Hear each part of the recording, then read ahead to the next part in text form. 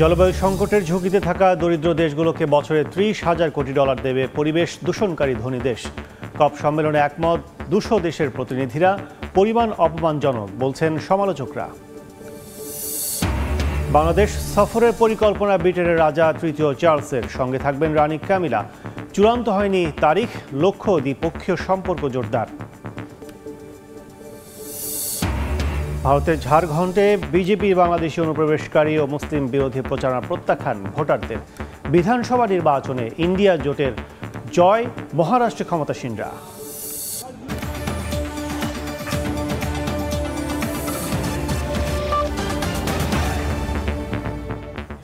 আন্তর্জাতিক সময়ের সঙ্গে আছে আমি কাজল আব্দুল্লাহ। জলবায়ু সংকটের ঝুঁকিতে থাকা দরিদ্র দেশগুলোকে প্রতি বছর ৩০,০০০ কোটি ডলার দেবে পরিবেশ দূষণকারী ধনী দেশগুলো। ২০৩৫ সাল পর্যন্ত এ অর্থ দেয়া হবে। রোববার আজারবাইজানের রাজধানী বাকুতে জাতিসংঘের জলবায়ু সম্মেলনে এর ২৯তম আসরে এ বিষয়ে সম্মত হয় প্রায় ২০০ দেশের প্রতিনিধি। কার্বন ডাই অক্সাইডের নিঃসরণ কমাতে সংক্রান্ত একটি চুক্তিতেও রাজি হয়েছে সদস্য দেশগুলো। চলতি বছর জাতিসংঘের জলবায়ু সম্মেলনের ২৯তম আসর শুরু হয় ১১ নভেম্বর। গত শুক্রবার তা শেষ হওয়ার কথা থাকলেও জলবায়ু তহবিলে অর্থায়নের বিষয়ে কোনো সমঝোতা হয়নি। এতে মেয়াদ বাড়ানো হয় আরও একদিন। আর এই শেষ দিনের শেষ মুহূর্তে জলবায়ু ঝুঁকি মোকাবিলায় অর্থ সহায়তার চুক্তিতে সম্মত হয়েছে প্রায় ২০০টি দেশ। চুক্তি অনুযায়ী ২০৩৫ সাল পর্যন্ত দরিদ্র দেশগুলোকে প্রতি বছর অন্তত ৩০,০০০ কোটি ডলার দেবে পরিবেশ দূষণকারী ধনী দেশগুলো। জলবায়ু তহবিলে জমা দেয়া এই অর্থ দরিদ্র দেশগুলোর অর্থনীতিকে আরও পরিবেশ বান্ধব করতে এবং দুর্যোগ মোকাবিলায় খরচ করা হবে। বর্তমানে এই তহবিলে প্রতি বছর ১০,০০০ কোটি ডলার জমা দিচ্ছে ধনী দেশগুলো। গত শুক্রবার খসড়া চুক্তিতে বছরে ২৫,০০০ কোটি ডলার দেওয়ার প্রস্তাব হয়েছিল, তবে ওই প্রস্তাব নাকচ করে দেয় দরিদ্র দেশগুলো। ধনী দেশগুলোর বিরুদ্ধে জলবায়ু তহবিলে প্রয়োজনীয় অর্থ বরাদ্দ না দেওয়ার অভিযোগ তুলে শনিবার রাতে সম্মেলন বর্জনের ঘোষণা দেয়। পরে আবার আলোচনায় যোগ দেয় তারা। উন্নয়নশীল দেশগুলোর দাবি, জলবায়ু পরিবর্তনের ক্ষতি পোষাতে বছরে ১,৩০,০০০ কোটি ডলার দিতে হবে। পরে বছরে ৩০,০০০ কোটি ডলার দিতে রাজি হয় ধনী দেশগুলো। এদিকে কার্বন নিঃসরণ হ্রাস সংক্রান্ত চুক্তি নিয়ে আলোচনা শুরুর প্রায় ১ দশক পর সম্মত হয়েছে সদস্য দেশগুলো। চুক্তি অনুযায়ী বৃক্ষরোপণ এবং বায়ু বিদ্যুৎ উৎপাদনের মতো নানা প্রকল্প হাতে নেবে উন্নয়নশীল দেশগুলো। এভাবে প্রতি ১ টন কার্বন ডাই অক্সাইড বা গ্রিনহাউস গ্যাস নিঃসরণ কমানোর বিনিময়ে একটি কার্বন ক্রেডিট পাবে তারা। বৈশ্বিক একটি বাজার থেকে অর্থের বিনিময়ে ওই ক্রেডিট কিনতে পারবে বিভিন্ন দেশ ও প্রতিষ্ঠান। প্রতিটি ক্রেডিট কিনলে তারা ১ টন কার্বন নিঃসরণের অনুমতি পাবে বলে জানানো হয়। সদ্য পাশ হওয়া চুক্তিকে স্বাগত জানিয়েছে সম্মেলনে ইউরোপীয় ইউনিয়নের প্রতিনিধি ওপেক হোয়েকস্ট্রা। বলেন, জলবায়ু অর্থায়নের নতুন যুগের সূচনা হিসেবে COP29 সম্মেলনকে বিশ্ব স্মরণে রাখবে। অন্যদিকে চুক্তির সমালোচনা করে গবেষণা প্রতিষ্ঠান পাওয়ার শিফট আফ্রিকার পরিচালক মোহাম্মদ আদো বলেন, উন্নয়নশীল বিশ্বের জন্য এই COP একটি বিপর্যয়। ধনী দেশগুলো যারা জলবায়ু পরিবর্তনকে গুরুত্ব দেওয়ার দাবি করে, তারাই পৃথিবী ও বাসিন্দাদের সঙ্গে বিশ্বাসঘাতকতা করছে। মৌসুমীর সাথী, সময় সংবাদ। চোখ ধাঁধানো আলোকসজ্জায় বড়দিনের ক্ষণগণনা শুরু।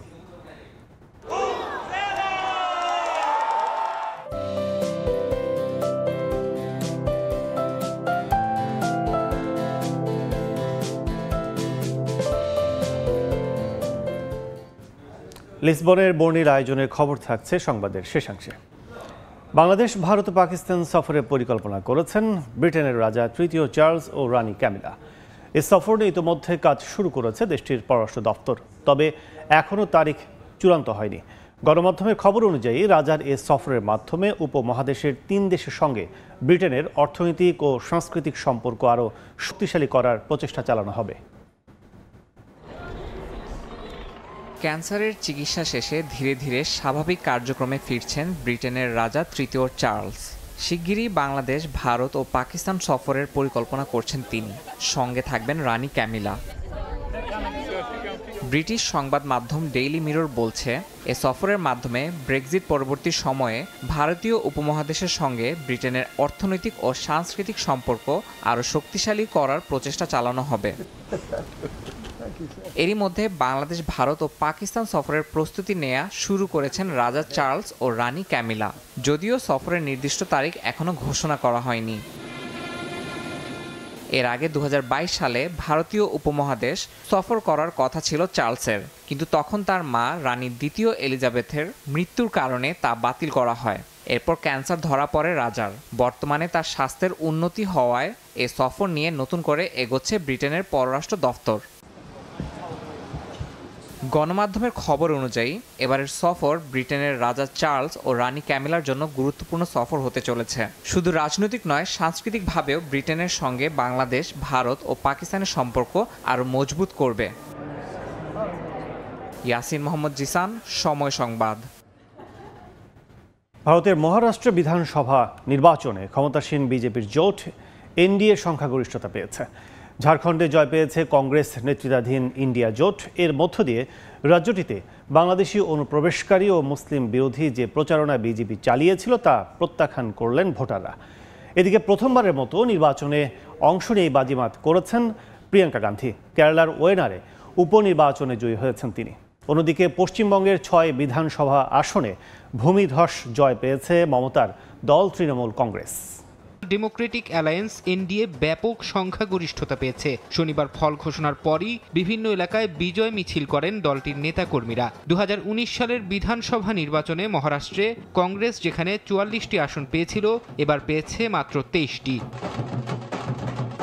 এদিকে ঝাড়খণ্ডে দিনের শুরুতে বিজেপির জোট এগিয়ে থাকলেও শেষ পর্যন্ত জনমুক্তি মোর্চা ও কংগ্রেসের জোট 50 আসন পেয়ে জয়ী হয়। 2019 সালের বিধানসভা নির্বাচনে এই জোট পেয়েছিল 48টি আসন। এর মধ্য দিয়ে রাজ্যটিতে বাংলাদেশি অনুপ্রবেশকারী ও মুসলিম বিরোধী যে প্রচারণা বিজেপি চালিয়েছিল তা প্রত্যাখ্যান করলেন ভোটাররা। অন্যদিকে পশ্চিমবঙ্গের যে 6 বিধানসভা আসনে ভোট হয়েছিল তার সবকটিতে জয়লাভ করেছে ক্ষমতাসীন দল তৃণমূল কংগ্রেস। 2021 সালের বিধানসভা নির্বাচনে এই 6টি আসনের মধ্যে কেবলমাত্র মাদারিহাট আসনে জয় পেয়েছিল বিজেপি। বাকি 5টি আসনই ছিল তৃণমূলের দখলে, কিন্তু এবারের উপনির্বাচনে সেই আসনটিও নিজেদের দখলে নিল মমতার দল। আবার মিটিংয়ে যাব।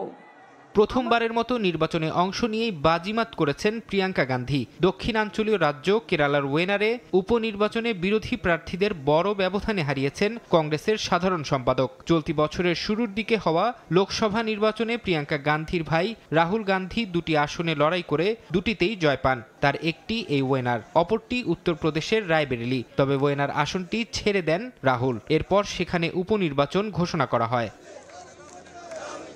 ফরহাদ চৌধুরী, সময় সংবাদ। তীব্র তুষার ঝড় বার্টের কারণে বিপর্যস্ত যুক্তরাজ্যের বিভিন্ন অঞ্চল। সড়কে বরফের পুরো আস্তরণ জমে থাকায় ব্যাহত হচ্ছে যান চলাচল। একাধিক বিমানবন্দর স্বাভাবিক কার্যক্রমও হুমকিতে।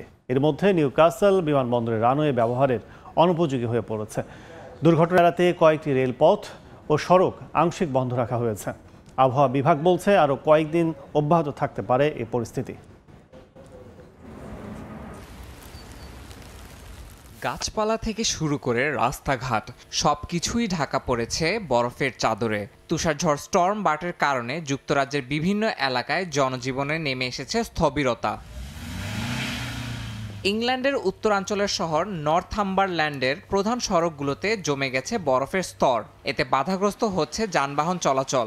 দুর্ঘটনা এড়াতে ধীর গতিতে চলাচল করছে গাড়ি। রাস্তা থেকে তুষার সরাতে ব্যবহার করা হচ্ছে স্নো প্লাউ নামে বিশেষ ধরনের যান। নর্থাম্বারল্যান্ডের গ্রামীণ এলাকাও ঢাকা পড়েছে বরফে। এতে দৈনন্দিন কাজ সারতে সমস্যায় পড়ছেন গ্রামবাসীরা। আরও কয়েকদিন থাকতে পারে এই পরিস্থিতি। নিউক্যাসলের বিমানবন্দর তুষারে ঢেকে যাওয়ায় ব্যবহারের অনুপযোগী হয়ে পড়েছে রানওয়ে। এ কারণে দেরিতে ছুটছে বহু ফ্লাইট, বাতিলও হয়েছে অনেকগুলো। ভোগান্তির শিকার হয়েছেন যাত্রীরা। এছাড়া তুষারপাতের সঙ্গে তীব্র বাতাস থাকায় কয়েকটি রেলপথ ও সড়ক আংশিক বন্ধ রাখা হয়েছে। আয়ারল্যান্ডে তুষারঝড়ের কারণে বিদ্যুৎ বিচ্ছিন্ন রয়েছে হাজারো ঘরবাড়ি ও ব্যবসা প্রতিষ্ঠান। এই পরিস্থিতিকে বহুমুখী বিপর্যয় অভিহিত করে বাসিন্দাদের সতর্ক থাকার পরামর্শ দিয়েছে আবহাওয়া বিভাগ। ইয়াসিন মোহাম্মদ জিসান, সময় সংবাদ। তীব্র তুষারপাতে বিপর্যস্ত যুক্তরাষ্ট্রের নিউ জার্সি, পেনসিলভেনিয়া অঙ্গরাজ্য। শীতকালীন ঝড়ে স্থবির হয়ে পড়েছে জনজীবন। বরফের আস্তরণে ঢেকে গেছে রাস্তা, এতে ব্যাহত হচ্ছে যান চলাচল। বিদ্যুৎ বিচ্ছিন্ন হয়ে পড়েছে বেশ কয়েকটি এলাকা। বন্ধ ঘোষণা করা হয়েছে স্কুল ও ব্যবসা প্রতিষ্ঠান। বৃষ্টির মতো ঝরছে তুষার, মোটা বরফের চাদরে ঢেকে গেছে চারপাশ। যতদূর চোখ যায় কেবল বরফ আর বরফ। গাছের সবুজ রঙও ঢেকে গেছে বরফের আস্তরণে। পরিস্থিতি এতটাই খারাপ যে কাছের জিনিস পর্যন্ত দেখা যাচ্ছে না। 12 থেকে 20 সেন্টিমিটার পর্যন্ত পুরো বরফে ছেয়ে গেছে রাস্তাঘাট। তুষারপাত ও তুষার ঝড়ের ভয়াবহ এই চিত্র যুক্তরাষ্ট্রের নিউ জার্সি ও পেনসিলভেনিয়া অঙ্গরাজ্যের। রাস্তাঘাট ছাড়াও ঘরবাড়ি ও বিভিন্ন স্থাপনা বরফে ঢেকে গেছে। দমকা হাওয়ার সঙ্গে তুষারপাতের মধ্যে মরার ওপর খাড়ার ঘা হয়ে দাঁড়িয়েছে বিদ্যুৎ সংকট। রাস্তাঘাটে গাছপালা ভেঙে পড়ায় ব্যাহত হয় যান চলাচল। বিরূপ আবহাওয়ায় গাড়ি চলাচলের বিধিনিষেধ ও সতর্কতা জারি করেছে কর্তৃপক্ষ।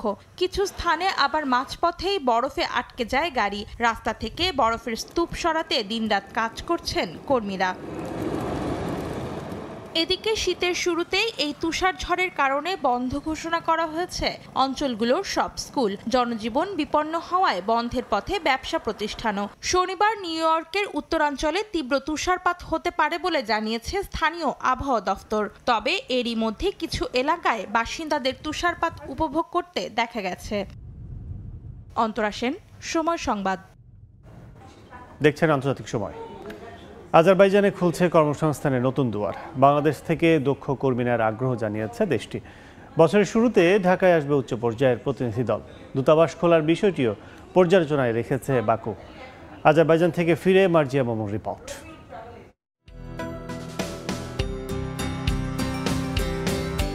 ককেশাস অঞ্চলের বৃহত্তম দেশ আজারবাইজান। খনিজ জ্বালানি সমৃদ্ধ ধনী এই দেশে প্রবাসী বাংলাদেশির সংখ্যা বর্তমানে 1000। সাশ্রয়ী ব্যয়ে উচ্চশিক্ষার জন্য দেশটির রাজধানী বাকুর বিশ্ববিদ্যালয়গুলোতে পদচারণা বাড়ছে বাংলাদেশি শিক্ষার্থীদের। চিপ প্রাইসে ভালো পড়াশোনা করা যায় এবং এখানে মেডিকেল পড়াশোনাটা অনেক বেশি ভালো, যেখানে আমাদের বাংলাদেশি ইন্ডিয়ান স্টুডেন্টরা এসে মেডিকেল কমপ্লিট করতেছে খুব কম টাকায়। এখানের ডিগ্রিটা পুরো ইউরোপে অ্যাকসেপ্টেবল। ইন্টার শেষ করিয়া এসে স্টুডেন্ট ভিসা করিয়া দুবাই থেকে আবার ব্যাক করছি আজারবাইজানও। জ্বালানি বাণিজ্যের পাশাপাশি আজারবাইজানের উল্লেখযোগ্য খাত জাহাজ নির্মাণ শিল্প, যেখানে দক্ষতা দেখিয়ে চলেছেন প্রায় 500 বাংলাদেশি কর্মী। 14 নভেম্বর প্রধান উপদেষ্টা ডক্টর মোহাম্মদ ইউনুস এবং দেশটির প্রেসিডেন্ট ইলহাম আলিয়েভের বৈঠকের পর নতুন সম্ভাবনা উকি দিচ্ছে বাংলাদেশি কর্মসংস্থানের ইস্যুতে। দ্বিপক্ষীয় সম্পর্ক নতুন উচ্চতায় নিতে 2025-এর প্রথম দিকে আজারবাইজান সরকারের উচ্চ পর্যায়ের প্রতিনিধি দলকে বাংলাদেশ সফরে পাঠাবেন বলে জানান প্রেসিডেন্ট ইলহাম আলিয়েভ। তিনি বলেন, বাংলাদেশের সঙ্গে বিনিয়োগ, ব্যবসা বাণিজ্য ও আন্তর্জাতিক সহযোগিতার সম্ভাবনা থাকায় ঢাকায় দূতাবাস খোলার বিষয়টিও পর্যালোচনা করছে বাকু। সেখানকার প্রবাসী বাংলাদেশিদের প্রত্যাশা, আজারবাইজানে বাংলাদেশ হাইকমিশন প্রতিষ্ঠা করা গেলে আরও উপকৃত হবেন তারা। এখানে জাস্ট শিপইয়ার্ড, এগ্রিকালচার সেক্টর, দুইটা সেক্টরে কাজ আছে। বাংলাদেশ থেকে যদি কেউ কাজের ভিসা নিয়ে আসতে চায়, এখানে বিভিন্ন ধরনের যেগুলো শিপইয়ার্ড কোম্পানি আছে, ঠিক আছে, এই শিপইয়ার্ড কোম্পানিতে আপনাদের সিভিটা জমা দিতে পারেন, সিভিটা সেন্ড করতে পারেন ইমেলে, এবং পাঠানোর পর ওরা যদি দেখে যে আপনার সার্টিফিকেট, এক্সপিরিয়েন্স সার্টিফিকেট, কিছু ভিডিও যেটাতে আপনি কাজ করছেন এক্সপিরিয়েন্সটা দেখাতে পারেন, তাহলে আপনারা ওখান থেকে আপনারা জব কন্ট্রাক্টটা পেয়ে থাকবেন। যদি ইন ফিউচারে যদি আমাদের সাথে ডিপ্লোমেটিক রিলেশনটা যদি বাড়ে, তাহলে কাজের সুযোগটাও বাড়বে। এম্বাসি না থাকার কারণে আমাদের মালয়েশিয়া শরণাপন্ন হইতে হয়, একটু সময় লেগে যায়। যেখানে আমাদের 1 মাসে লুক আনতে পারি, সেখানে আমাদের 3.5 মাস 4 মাস লেগে যায়। এর আগে গত 15ই জুন বাকুতে বাংলাদেশ ও আজারবাইজানের মধ্যে প্রথম ফরেন অফিস কনসালটেশন বৈঠক অনুষ্ঠিত হয়। Marjia Mumu, Baku, Azerbaijan. দেখছেন আন্তর্জাতিক সময়। সৌদি আরবে গানে গানে মঞ্চ মাতালেন নগর বাউলের জেমস। সুরের সেই সাগরে ভাসলেন লাখো প্রবাসী বাংলাদেশি। মরুর বুকে লাখো প্রাণের আবেগ ছুঁয়ে যায় জেমসকেও। তাই তো বিদায় বেলায় বললেন, আবারও দেখা হবে। সৌদি আরবের রিয়াদ থেকে বিস্তারিত জানাচ্ছেন আরিফুর রহমান।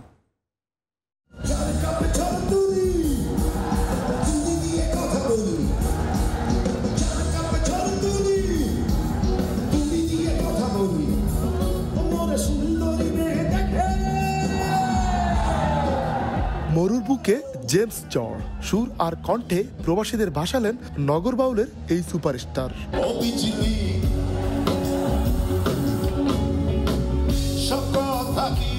সৌদি সরকারের আমন্ত্রণে প্রথমবারের মতো মঞ্চ মাতাবেন জেমস। এমন খবর শোনার পর থেকেই দেশটিতে থাকা প্রবাসী বাংলাদেশিদের মধ্যে শুরু হয় উন্মাদনা। তিল ধারণের ঠাঁই ছিল না আল সোয়াইদি পার্কে, এ যেন এক টুকরো বাংলাদেশ।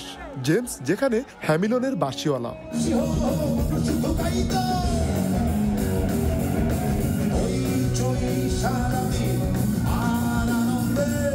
মাথায় লাল গামছা, পরনে কালো টি শার্ট আর নীল জিন্স, গাইলেন একের পর এক জনপ্রিয় গান।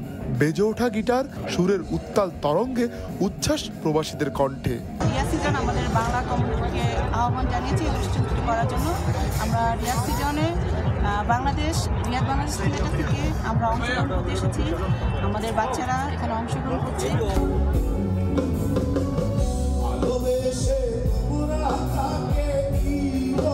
সুন্দরী তোমার গল্পে দুষ্ট ছেলের দলের কাছে বিদায় নিলেও লাখো প্রাণের আবেগ ছুঁয়ে যায় জেমসকেও। গানের মাধ্যমে বিশ্বজুড়ে বাংলা সংস্কৃতি ছড়িয়ে পড়ার আশা তার। আমি আশা করি যে এত সুন্দর এবং এত মানুষ, এত দর্শক এখানে আছে।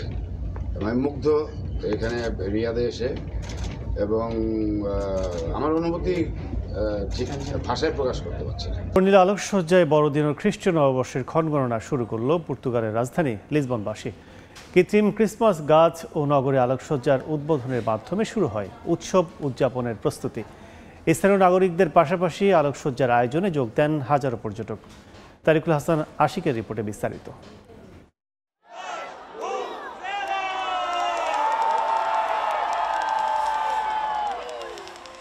বড়দিন ও খ্রিস্টীয় নববর্ষকে সামনে রেখে পর্তুগিজদের ঐতিহ্যবাহী আয়োজন আলোক উৎসব। এরই ধারাবাহিকতায় শনিবার সন্ধ্যায় রাজধানী লিসবনের ঐতিহাসিক প্রাসা কমার্সিওতে দৃষ্টিনন্দন কৃত্রিম ক্রিসমাস গাছে আলোকসজ্জার মাধ্যমে শুরু হয় উৎসবের ক্ষণগণনা। চোখ ধাঁধানো রোশনায়ে কিছুক্ষণের জন্য ভিন্ন এক জগতে ঢুকে পড়েন হাজারো মানুষ।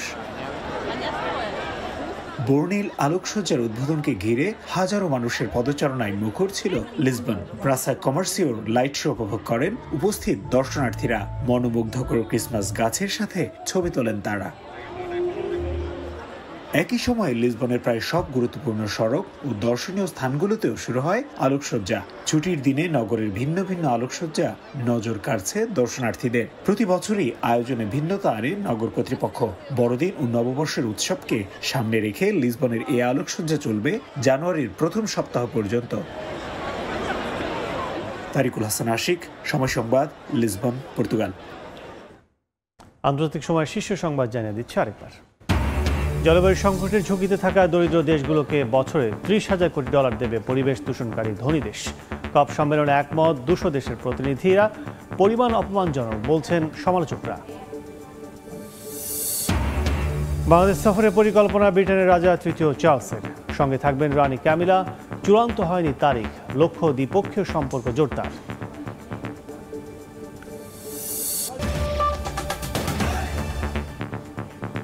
এই ছিল আন্তর্জাতিক সময়। সঙ্গে থাকুন সময়ের।